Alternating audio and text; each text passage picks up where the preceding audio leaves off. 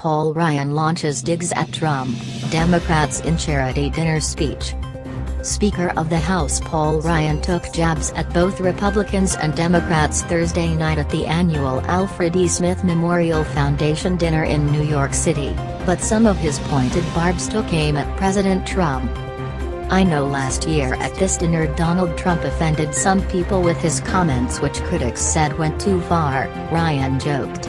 "Some said it was unbecoming of a public figure and that his comments were offensive. Well, thank God he's learned his lesson." The event, which raises money for Catholic charities, brings in some of the nation's biggest political heavyweights each year. Last year, then candidates Trump and Hillary Clinton took swipes at each other, to some controversy. Ryan also poked fun at Governor Chris Christie. RNJ The speaker explained that he loved October, calling it his favorite time of the year. Then he joked, "Deer season is on, the leaves are changing, the beaches are empty." Or as Chris Christie calls them, perfect? Turning his address towards Democratic leadership, Ryan said, "A lot of people ask me what it's like to work on a daily basis with an abrasive New Yorker with a loud mouth. But once you get to know him, Chuck's, Schumer, not all that bad. I know why Chuck has been so hard on President Trump.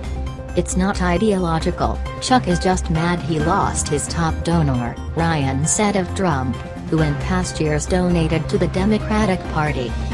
Next, taking aim at Hillary Clinton, he told the audience that he bought her new book, What Happened.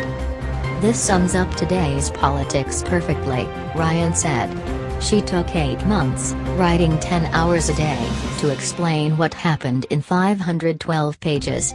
The president explained it in a tweet. #I won."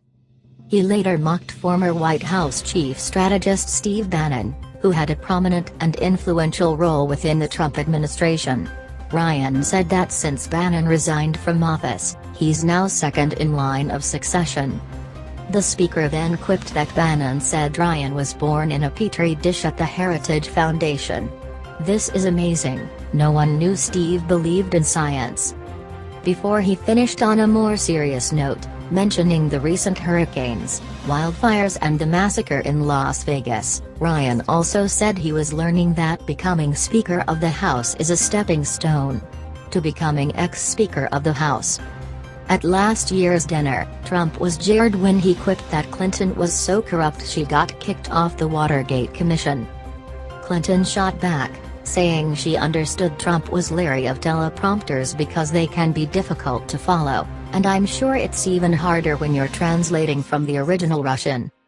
But an outburst came from the audience when Trump brought up Clinton's emails, which were leaked by WikiLeaks. He claimed she was pretending not to hate Catholics, in an apparent reference to 2011 emails from a Clinton campaign spokeswoman that mocked Catholics and evangelical Christians. I want to promise you, though, because I've heard a few stories about how the dinner went last year. So I want to put your minds at ease. You can relax about my remarks. I know last year that Donald Trump offended some people. I know his comments, according to critics, went too far. Some said it was unbecoming of a public figure, and they said that his comments were offensive. Well, thank God he's learned his lesson.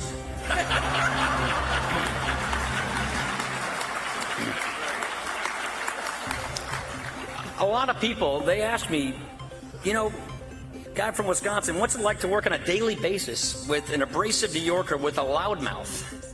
But once you get to know him, Chuck Schumer's not all that bad.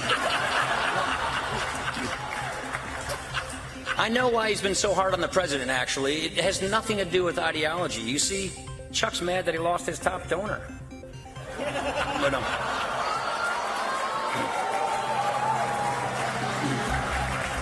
look, Chuck is 66 years old, which makes him part of the Democratic leadership youth movement.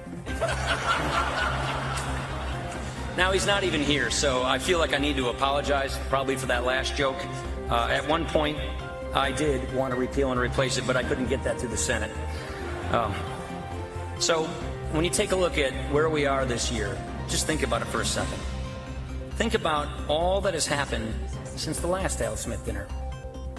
It's been almost a year ago that on November the 8th, countless shocked Americans broke into tears over the election results. But enough about the press. The truth is, the press absolutely misunderstands and never records the big accomplishments of the White House. Look at all the new jobs that the president has created, just among the White House staff. And when you read the papers tomorrow, everyone's going to report this thing differently. Breitbart's going to lead with, Ryan slams the president amongst liberal elites. New York Times is going to report, Ryan defends the president in a state Hillary won. And the president will tweet, 300,000 at Al Smith dinner cheer mention of my name.